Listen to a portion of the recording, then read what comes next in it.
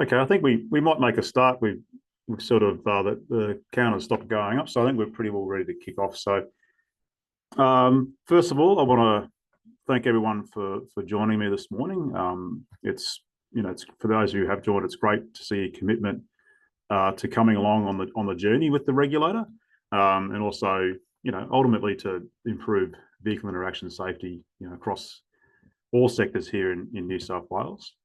For those of you who haven't met me, my name is Anthony Margetts. I'm the Chief Inspector of Mines for New South Wales. On the call as well, we've got the Acting PI for Mines, Luke Minnis, and some members of the Metalliferous Inspectorate team as well, so in the background. And they might even be able to help me field some questions later on if I get a curly one or two. So before we begin this morning, I'd just like to acknowledge the lands in which we meet on today. So lands here in Maitland and the lands that you join us at your respective areas, and to acknowledge the traditional custodians of the lands and the waters. Just some really basic housekeeping. Your microphones should all be muted. Keep your cameras off just so we don't burn out the bandwidth. There is a chat function, which I'll talk about in a sec. We are going to record today's presentation right up until the question and answer time, just so people feel free to ask whatever questions they like. But the main purpose of that is we can just send this video out to the rest of the industry who might not be able to join us today. Just in terms of the chat, so there is a Q&A chat function. Just make sure when you do put a question in there, that you do do it out to all panelists and attendees. The main reason for that is if you want to ask a question, which we'll address at the end, you've seen what other people are asking, so we're not kind of doubling up too much on the types of questions, and so we can keep a log of those.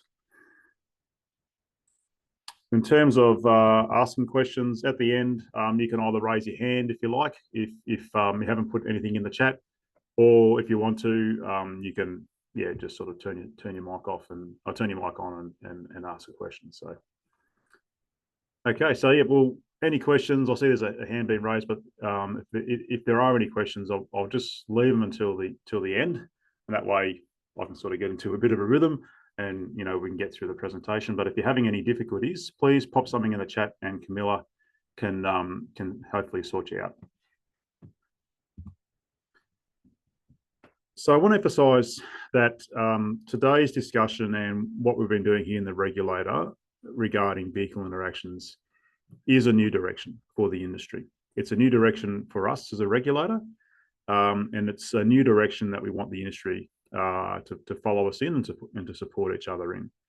It's not doing what we've been doing in the past. Okay, I want to make that very clear. And it's not just a new direction in terms of, I guess, the technical aspects of it. It's a new direction in terms of how we're engaging and working with the industry to get the outcomes that we need in vehicle interactions. So to begin with, what I'm going to do, I'm going to show you a very short video, which I guess really highlights the reason why we're here today. It's a very personal story from the mining manager at Bengalla, Glen Main. It's and it really, I guess, drives home why you have actually joined us on the webinar today. So I'll play that video. It is quiet at the beginning.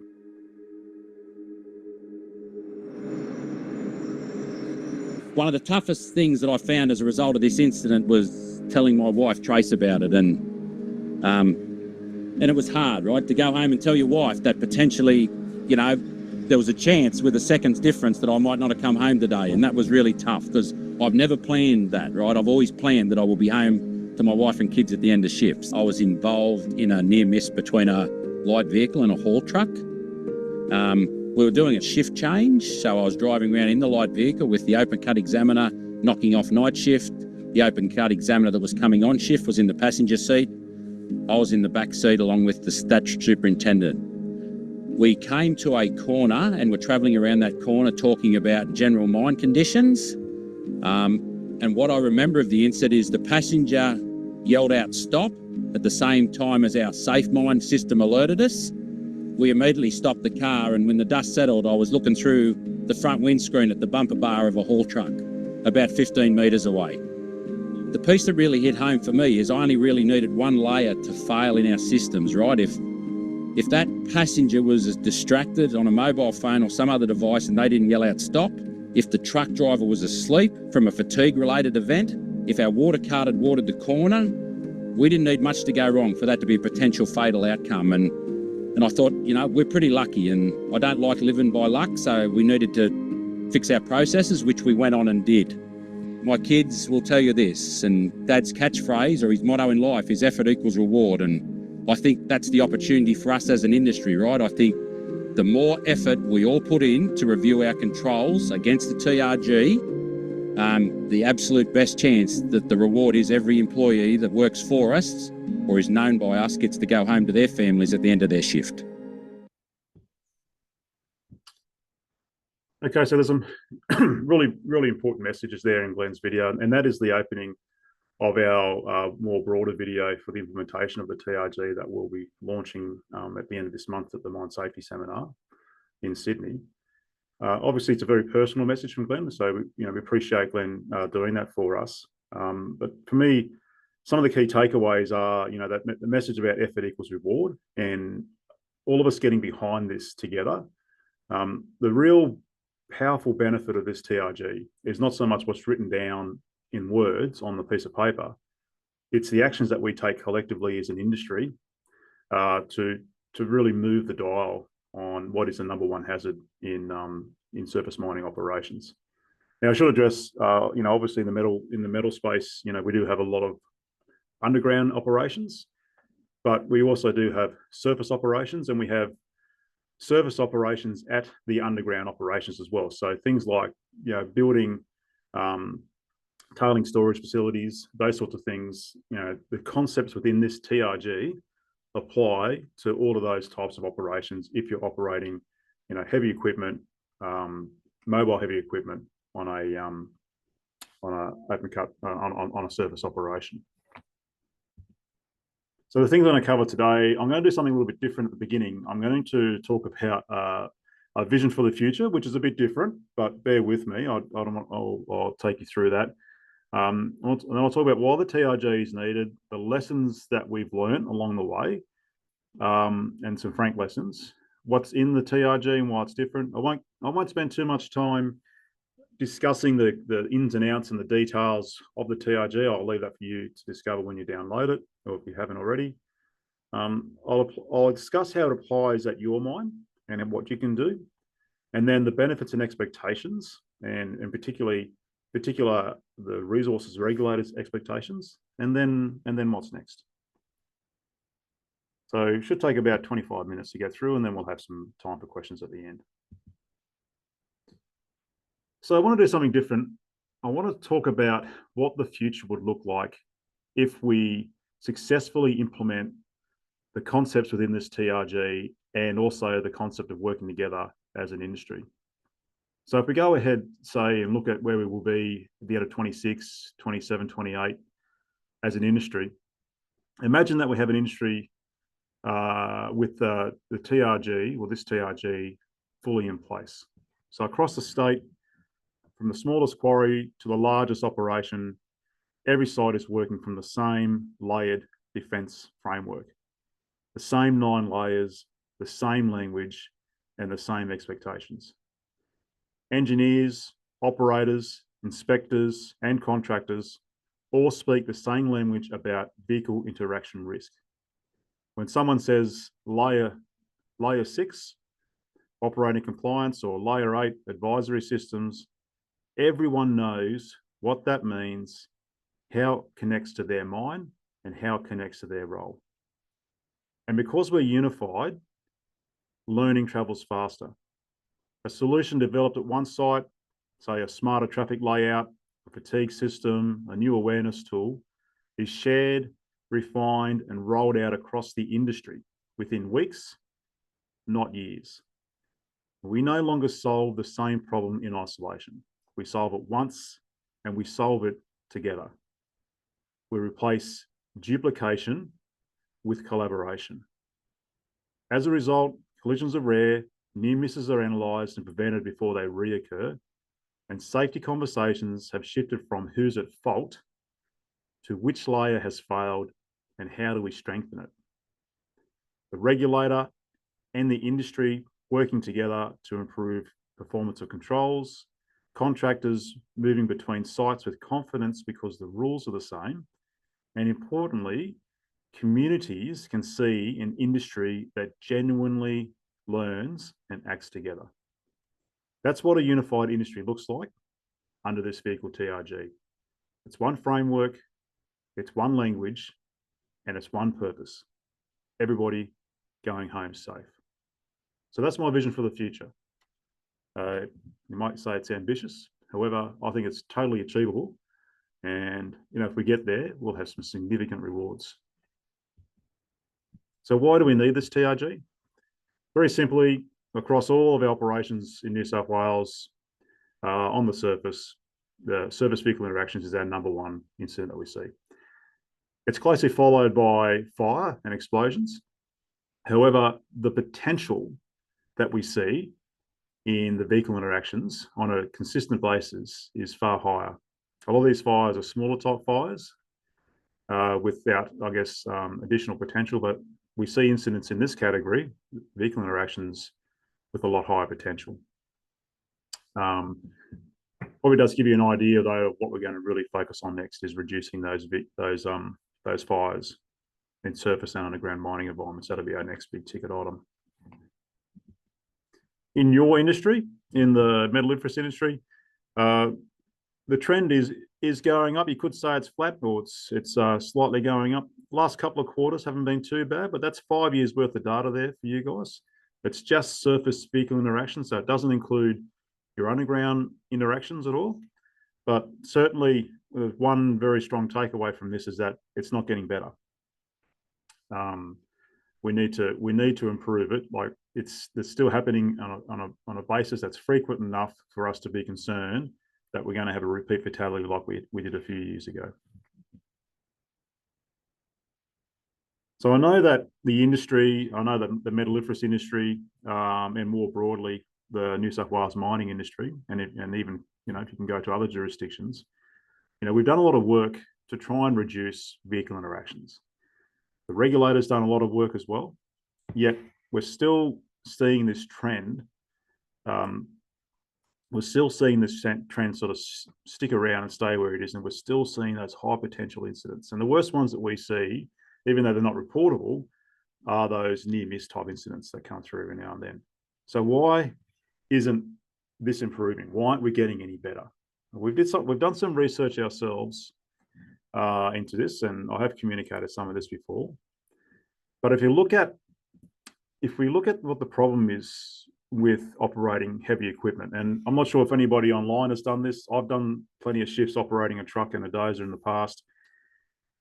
It is without doubt, operating mobile equipment is without doubt a job that's just perfectly designed to tease out human limitations. Okay.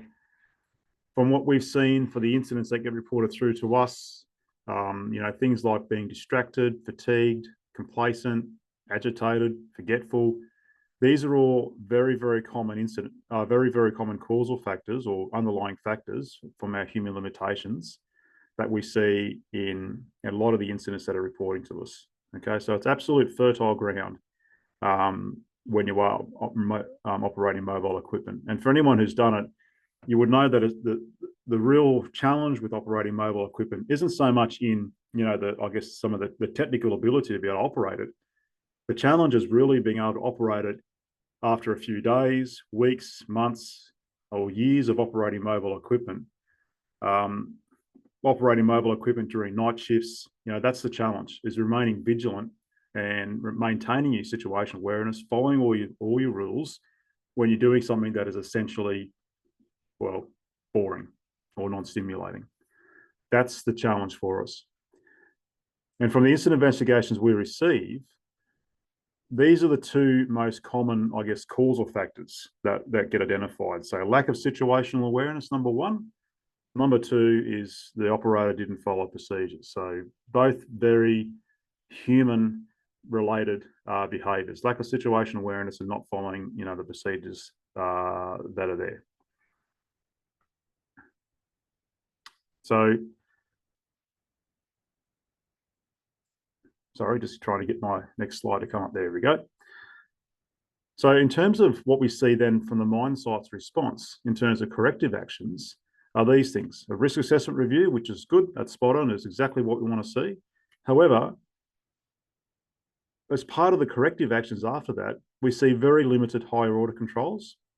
And we see these three things are the most common. So these three things here are 75% of the corrective actions that we see from mine sites after they have their vehicle interaction.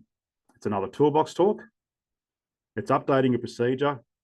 It's retraining the worker. And, you know, that's probably a euphemism for maybe that worker doesn't work here anymore. But essentially it's those three things. They're your top 75%. Now, the challenge I have for you guys on the call today is how do any of those things solve these things? How does another toolbox talk solve situational awareness? How does updating the procedure solve situational awareness or not following procedures? And how does retraining solve those things either? At the end of the day, that is the core reason why our trends are still going up in New South Wales. We're not addressing the fact that we can't overcome some of these human limitations. We can't expect an operator to operate a piece of equipment for 12 hours a day in, day out, and maintain situational awareness for the entire time they're operating. It's just humanly impossible. I asked a bit of a question at the mechanical forum earlier this year, and I said, can anybody out there put their hand up? And there was about nearly 300 people in the room. But can anybody out there put their hand up? But they work at a mine where they've managed to re-engineer humans so we don't have these limitations. And of course, no one put their hand up. And that's the fundamental issue. So that's why we need a different approach. We need an approach that gives us some structure, gives us the same language, and gives us some consistency across the industry. And that's how this TRG works. It's practical, it's a layered defense approach. And what it does is it builds resilience into the system as opposed to just the person. Now, I'm not saying you don't work on these things and make these things an awareness factor for your operators, but that needs to be supported by a well-structured system over the top. And I should say that as a regulator, we've been on quite a journey with this over the last, really almost 3.5 years now. Excuse me. And we've done this, I guess, this journey for us in the last 3.5 years has been through a significant amount of industry consultation, and also with Immersed as well. So it hasn't just been a thought bubble within the regulator. We've been out there, we've been engaging. We ran two large forums back here in March and February of 22 and 23. We've had a discussion paper. We've analysed our own data. We've formed a committee last year that worked on this TRG. There's been a lot of work from us, and it's been done with the industry to help get our understanding of the problem. The actual TRG itself was developed using a tripartite of the New South Wales Minerals Council, the MEU and the AWU, and the CCAA from the quarries area, and from Immersed as well, to help understand what the problem was and what the solution should be. And I guess, I'll talk about Immersed a bit later on, but it's been quite a journey. Now, I'll say this as a chief inspector. Our initial approach, if you look back here, and I'm sure some of you might remember, our initial approach 3 or so years ago was to recommend collision avoidance technology in isolation. We weren't really placing it in the right context. We were, saying you need to go out there and you need to be sourcing collision avoidance technology to solve the issue of vehicle interactions at your site. That was wrong. Okay. That was the wrong approach. And this journey that we've had over the last 3.5 years, and the learning that we've had has, I guess, opened up, our perspective on that, and we've changed our approach. And it was around about here, I guess, after we've finished the second forum and we put the discussion paper out, that we realized that technology is not the silver bullet. It's good and it's effective in certain circumstances, but it's only part of the solution. Okay, it has a role to play, but it ain't the role. And just I just want to sort of spend a couple of slides on this just to really emphasize how this works or how it comes together. On the screen there now, you can see you've got old matey trying to save a goal. So this guy here, he represents collision avoidance technology. He's the goalkeeper. The ball, which is flying towards the back of the net, the ball is an adverse vehicle interaction. So the concept there is that you've got collision avoidance technology. It's there to stop that ball from hitting the back of the net or from you having that adverse vehicle interaction. Okay. But what does collision avoidance technology do? So think of it in terms of your modern day cars. Now, my car isn't that modern, but my wife has a modern day car. Her car, it beeps. I'm sure yours does these too. Beeps, it vibrates the steering wheel. It'll even slam the brakes on. It'll steer. It'll detect your lack of attention. It'll maintain safe following distances, all that sort of stuff. So why isn't this technology then the silver bullet for mining? Why can't we just pick it up and apply this technology? And in some cases, we've done that, and we've done that to reasonable success. However, think in terms of the time frame that collision avoidance technology acts in. The time frame. What has gone wrong for you or for me for your car to slam the brakes on for you? Okay, what controls have failed for you to end up in that situation? And is that a situation you want to have your mind continuously arriving at on a regular basis? Okay, I'm trying to alert someone before they run somebody over or slam the brakes on the last second. Is that a space that you want to be? Because collision avoidance tech is about last second intervention. And in some cases, it's last millisecond, pull you out of the poo type intervention. All other controls, all other defenses have failed at that point. And will it save you? Will it intervene in time? And this is the thing, right? If you treat collision avoidance technology like the silver bullet and you don't invest the time and the effort into getting your other defenses right, it is like playing a game of soccer with only a goalkeeper. The other team's going to shoot that ball towards the goalkeeper over and over again, and eventually, you know what, the goalkeeper's going to let it 1 or 2 through because it's overwhelmed. Okay, that's the concept of collision avoidance technology. It has a place, just like a goalkeeper has a place on a soccer field, but you need to have your other defenses in there so you're not solely relying on it.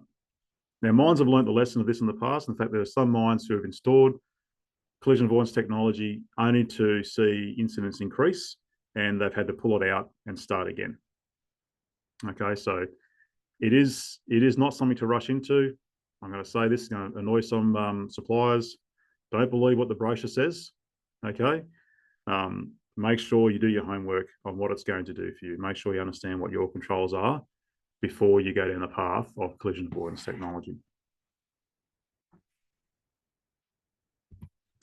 Okay, so what's in the TRG and why is it different? So as I mentioned before, it was developed in partnership with the industry, true partnership, and Immerse. In fact, the way our partnership with Immerse worked was they gave us some initial support initially. We developed the TRG, the guidance within it. They actually quite liked that as a concept. They then took that concept away and developed, I guess, a much clearer guidance around that. And then we adopted that clear guidance back into the TRG because it was, I guess, a step forward from where we were. So it was a real sort of hand in hand sort of development with Immersed, and that's resulted in the guidance you can see in the TRG now.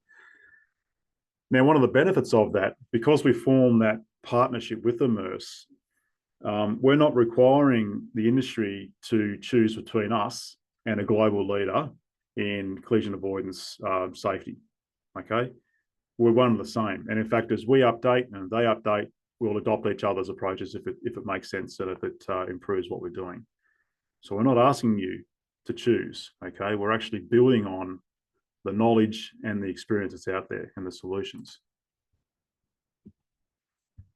As mentioned before, it provides that layered defense approach, and it starts all the way back here at mine design. okay, from when you first start designing the mine, selecting your equipment, and goes through to machinery intervention. And importantly, it's scalable.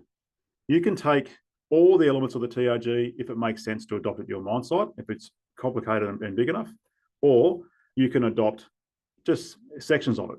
Or sorry, just parts of each section if it's only a smaller mine site or a smaller type of operation. So it's fully scalable from your little 2 or 3 truck type operations all the way up to your multi-excavator, multi-truck, multi-intersections, dumps, and all that sort of stuff. It recognises and addresses human limitations, and it does that by having that layered defence that focuses on not just the things that humans are involved in, but how it comes together as the overall system. Okay, so it helps to address those human limitations that I was talking about at the start. And this is the most important point. It establishes a common framework and a language across the industry. So I'm talking to all sectors today. I spoke to the quarries this morning. I'm talking to coal this afternoon. Okay, so it gets us all under the same framework and language. Okay, so we can actually share all of our learnings with each other. And that's the real value of this TRG and the approach that we're putting with it. Okay, it'll break down sector boundaries if we do it properly. It'll break down boundaries with different mine sites, different sectors, the regulator. It'll bring us together for one common purpose. So what's in the TRG and why is it different? So I'm sure most of you would have seen this diagram before. It's the immersed 9-layer model. It's the core of the document. It's what everything is basically built around. Layers 1 to 7 are the most important layers. So if you think of it in terms of a soccer game, and look, I'm not a soccer expert by any stretch of the imagination, but these layers 1 to 7, they're basically the team on the field. Layers 8 and 9 are your goalkeeper. These guys here are working hard to provide the defences you need before you end up in a situation where technology has to intervene. Okay, and if you look at the guidance, and I've just got a quick slide on this on the next slide, but the guidance is really straightforward. We're just talking about simple things like equipment specs, barriers, procedures, okay, authority to operate like training, fitness to operate, compliance like pre-use checks, defect management, and simple things like mirrors, lighting, cameras. It's not rocket science, but it puts it all in that clear structure that we can all talk to each other about and build that collaboration. For your mine site, it also makes sure that you're covering all your bases from 1 to 7, and then 8 through to 9 if you choose to go down that path. So it points you to make sure you've got all your things covered. Importantly too is that if you look down this right-hand side, or my right might be maybe your left, I don't know, but if you look down this side of the diagram, as you go down this scale, these controls are getting closer and closer and closer to the point where you are really controlling that frontline interaction. Okay, so once you can start up here. If you get your mine design right, you're still years out. But by the time you get down here to, trying to beep at the operator to tell him or her to stop, you're only seconds away from having an incident. So you're better off doing this work up here that takes care of this down here. That's your goalkeeper down the bottom. That's the guidance in the TRG. Importantly, the language in the guidance is really, really simple. So it's meant to be like you can pick it up, you can access it. You can pick it up, you can understand it, you can access it. It's meant to be really simple, and we've done that on purpose. And that was one of the things that Immerse did for us. They really helped us make this language very simple and relatable to the industry. How do you apply it at your site? Well, that's in the document. So number 1 is important. You conduct your baseline assessment. Okay, so this really gives you an idea of where you sit on the maturity frame, the maturity scale. That's in the document itself.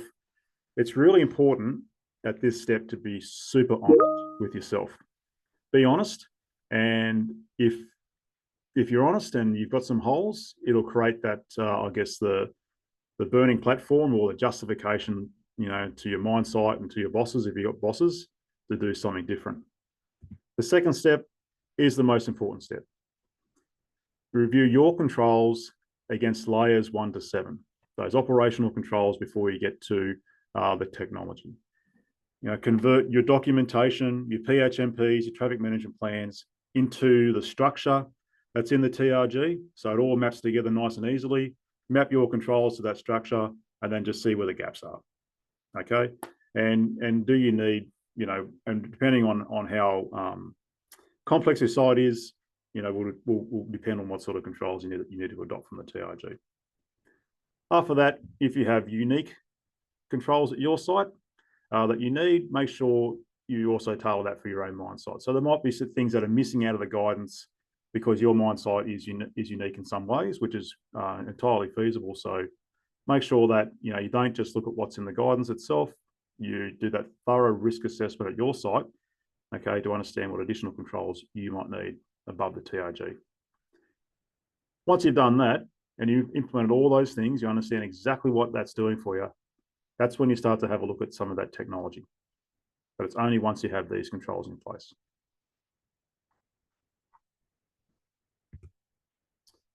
So just finishing up with a few last slides here. So what are the benefits and what are the expectations here from the regulator? So one thing is that I expect everybody to approach this with goodwill and a what's best for industry type spirit. Okay. The reality is we don't need 50 different ways to approach vehicle interactions or the control of vehicle interactions in New South Wales mining. We just need one really good way. Okay. And that's why I want you guys to jump on board. Everyone has a tendency to come up with their own solution. People might think, well, this is what works better here for us, that sort of stuff, which is fine. But the structure and the language of the TRG can easily be adopted on that. And that gets you on the same page as everybody else.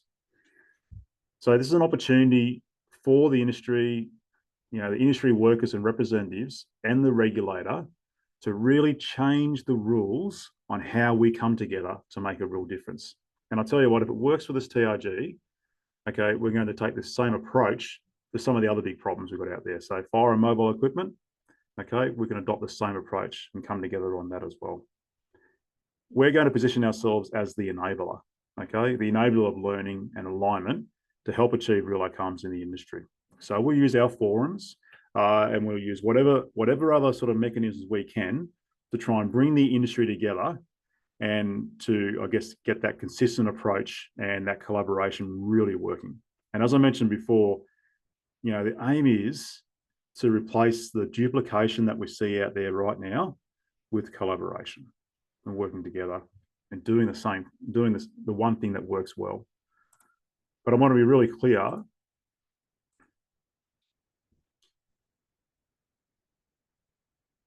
I do expect to see full implementation by the end of 2026. Now, I can't legally implement a TRG. I think everybody knows that. However, using as much influence and persuasiveness as I possibly can, and same with my team, okay, we want to see this fully implemented by the end of 2026. And that gives us a full year and a bit's time frame. It's plenty of time to do that. Considering the TRG has been out since July, that's 18 months. So you've got plenty of time to do that. So we expect to see, the risk assessments that cover all the layers, not just things like training and procedures and some of that basic stuff. We expect to see, that comprehensive approach, adopting of the layers, adopting of the language, so we can actually get that real power and value out of this TRG.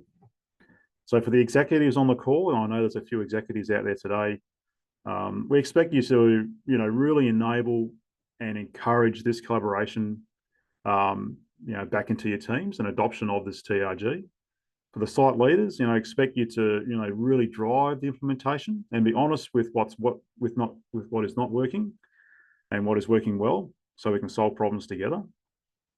My personal aim is for, by this time frame, by the end of next year, is that if a mine site hasn't adopted this, they're going to be the odd one out.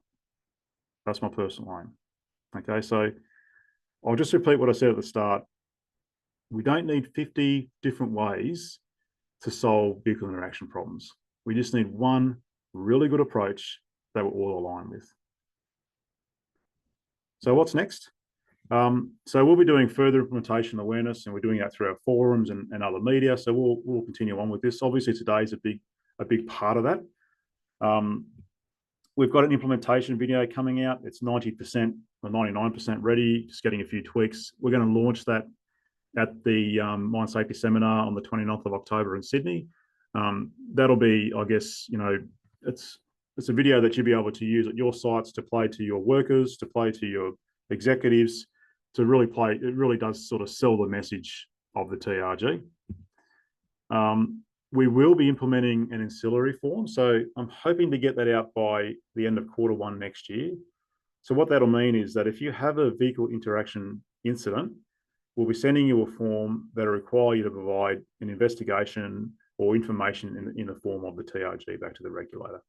And that'll help us as well collect data and to really understand, well how's it working in the industry. We'll run an assessment program, probably around about sort of June, July in 2026 to really understand, well, how well is it being implemented? And most importantly, how effective it is.